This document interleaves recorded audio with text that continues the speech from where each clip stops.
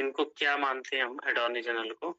Highest law officer in the country. ठीक है, ये बिल्कुल कंसाइज नोट्स लिखे होते हैं, जो जरूरी है वही आपके लिए जा रहा है। ठीक है, highest law officer in the country and the constitution का आर्टिकल जो है वो आर्टिकल 76। ठीक है, डायरेक्ट ही क्वेश्चन बन जाते हैं कि किस आर्टिकल में है ये पोस्ट का जिक्र। ठीक है, तो आर्टिकल 76 है और ये जो है अटॉर्नी जनरल ऑफ इंडिया, ये एक तरह से हमें हिंदी में इसको बोलते हैं महान्यायवादी।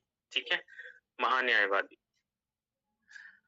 और अपॉइंटमेंट कैसी होती है, तो ये सारी चीजें दी गई हैं, आपने इसको पढ़ लेना है। ठीक है, मैं फिर भी ब्रीफ कर देता हूँ कि अपॉइंटमेंट जो है इसकी प्रेसिडेंट के द्वारा ही की जाती है। ठीक है, और ये इनकी एलिजिबिलिटी क्या है, तो ही और she should be a person who is qualified to be a supreme court जज। ठीक है, इसकी क्वालिफिकेशन में क्या होता है कि अटॉर्नी जनरल वही बन सकता है जो एटलीस्ट सुप्रीम कोर्ट के जज बनने लायक हो। ठीक है, ये ध्यान रखना, इसकी क्वालिफिकेशन जरूरी होती है कि वो सुप्रीम कोर्ट का जज बनने के काबिल हो।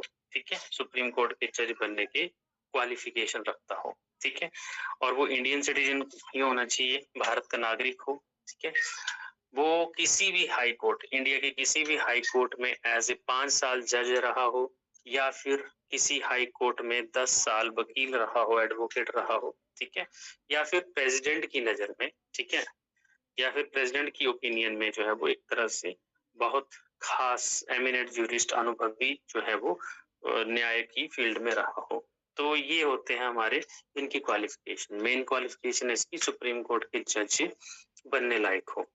ठीक है, बाकी देखिए टेन्योर इनका फिक्स नहीं होता, जैसे राज्यपाल का कोई टेन्योर नहीं होता, वैसे ही अटॉर्नी जनरल का भी कोई टेन्योर नहीं होता है।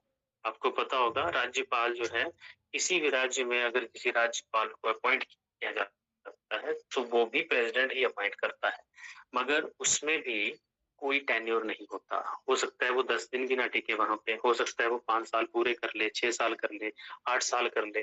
ठीक है, पर जनरली जो है वो 5 साल के बाद वो बदल दिए जाते हैं। ठीक है, और ज्यादातर तो 5 साल से अंदर अंदर ही उनको बदल दिया जाता है।